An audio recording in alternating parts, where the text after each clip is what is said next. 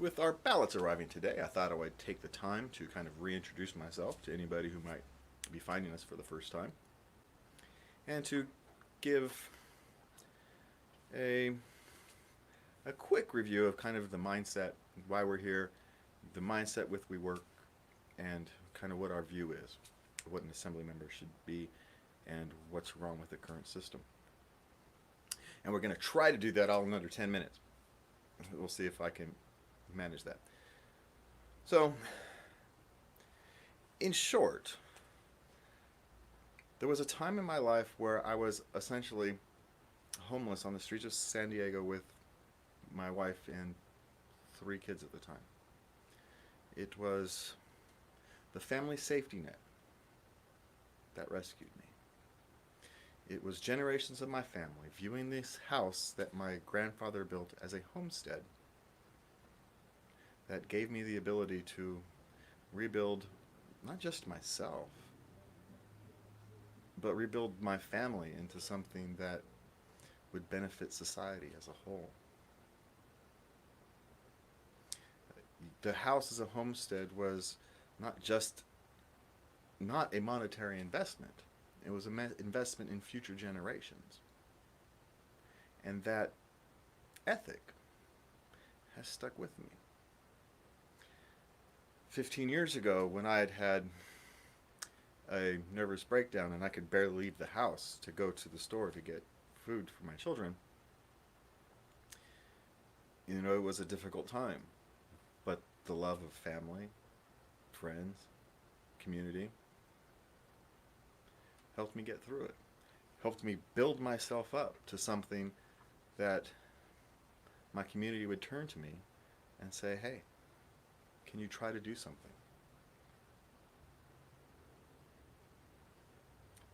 The building myself up wasn't for me. I didn't do it for me. I didn't do it for my community. I did it because my children needed me to. Because as disastrous as family lives can sometimes go, at the end of the day, it's raising your children to be good human beings, to have a better life than you, is kind of the goal of all families. And it's that mindset that led me to say yes when a fellow gig worker, a member of my community, asked me to try to do something about AB5. And I said, okay, I'll try to do something. So I went out and I went and looked. I tried to find someone to run for office in a state where we had no opponent. No one in the city of Sacramento in Assembly District 7 was willing to run for office. The reasons were varied. I could give you that it was either they didn't want to deal with the campaign finance laws, or politics is toxic and they didn't want to get involved.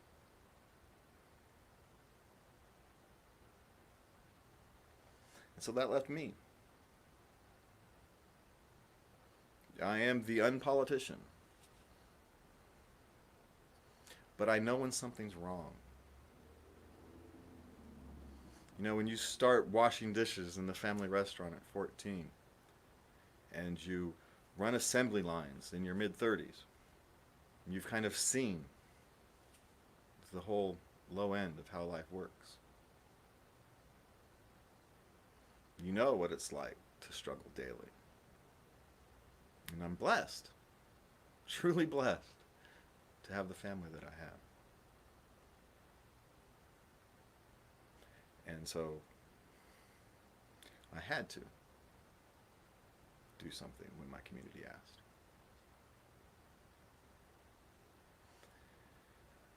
And so we're here. At first, it was a crusade against AB5, a crusade to save workers' freedom, a crusade to do something about individuals getting run over by activists and interest groups and people who have enough money to buy influence, when the average individual person, who gig workers are by their very nature, are individualists. They don't gather in groups. And so it was very easy for these activist groups to run them over. And I was learning about how this process goes I learned that the problem is much deeper. AB5 was a symptom. It wasn't the disease. And as you dig farther, you find out that the real disease is the process in how we grow politicians. You know, they give you a book or a pamphlet or, a 50-page workbook, whatever you want to call it, on how to run for office. It's a 3-4 year program. We didn't do that. We've been at this, 10 months now. But even for those of us who run in this shorter time frame, they give you the same book. And that book is the problem. The script is the problem. The fact that 95% of our politicians use the same playbook to grow their political careers is the problem. It's that last phrase, political careers.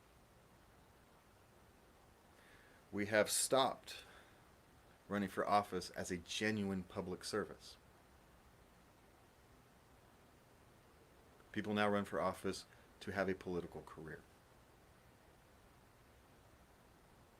And it's okay for some people in office to want a political career. You need professional politicians. You need those long-term politicians who have institutional memory. But when all of them have that same mindset, when all of them want the same things, when all of them are trying to climb the political ladder, it creates a disastrous consequences. And we are seeing that today. Where the only thing that gets done is what furthers somebody's political career, what helps with more campaign contributions. Our politics is toxic. It has infected almost every aspect of our daily lives. And the only way to stop that is to vote differently.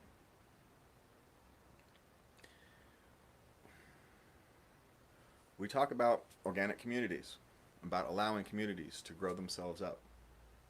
Instead of what happens currently is social engineers disguised as politicians have outside investors come in and redevelop a neighborhood. They don't infuse money to the people who are living in that neighborhood to build it up from the ground up. They bring people from the outside in. That's backwards. You should be building these communities up from the ground up so people from the outside want to come in naturally. And then they're going to have to compete with the normal average person. Because what happens now is average people can't compete with developers and those who get special favors from the political class. Big business is only a problem if they have special favors from the politicians. There's a reason developers have so much power. There's a reason unions have so much power. There's a reason interest groups and activists have so much power. It's because they have the resources to be there all the time. Average people don't.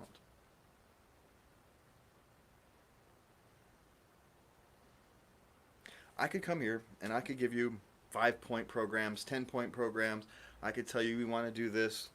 And as we've seen in decades past, it's meaningless. If you're like me, I'm tired of hearing it. We have a mindset problem. We have a command and control, crime and punishment mindset. And that's what needs to change. But the worst thing of all is that has bred a lack of trust.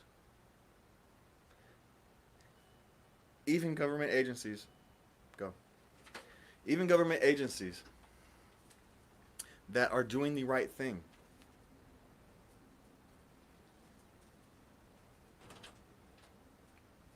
get caught up in this lack of trust. And the question is, how do we rebuild that trust? My answer is radical transparency.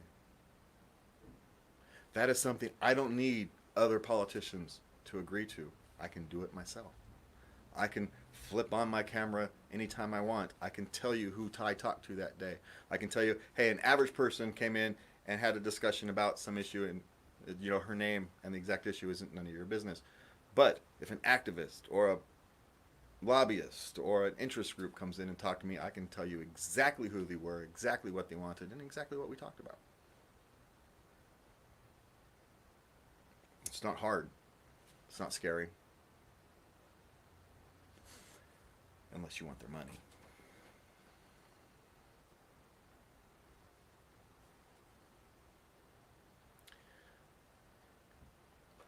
Our toxic politics is bad enough.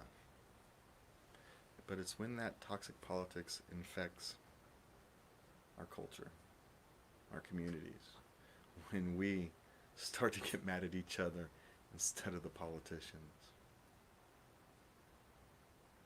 My view as an assemblyman is as your entry point into state government. My job is to mostly listen. Then it's to oversee the bureaucracy, to make sure the bureaucracy is doing what it's actually been asked to do. And then it's to pass laws to make those things work smoother. And sometimes passing laws means reducing the number of them, reducing the complexity. Complexity has cost. And no, big business doesn't care. But when you're an individual trying to bootstrap a media company and you've got to comply with these mountainous volumes of California laws, that's a cost. It prevents people from achieving their dreams. When you have government telling you how your employment situation must be, it's a cost. We shouldn't need a team of lawyers to decide how we work. We shouldn't need a team of lawyers to tell us if we're breaking laws or not.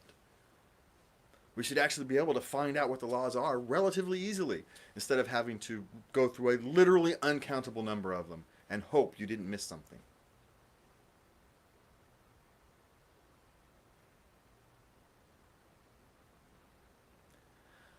Transparency leads to accountability and leads to improvement. Accountability is not about punishment, it's about improvement. But it all starts with transparency.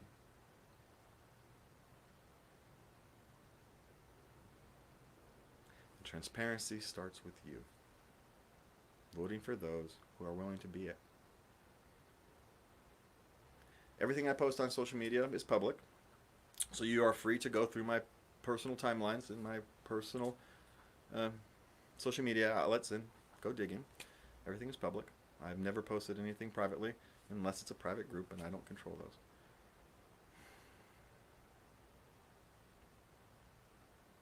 It's time to do politics differently. It's time to vote differently.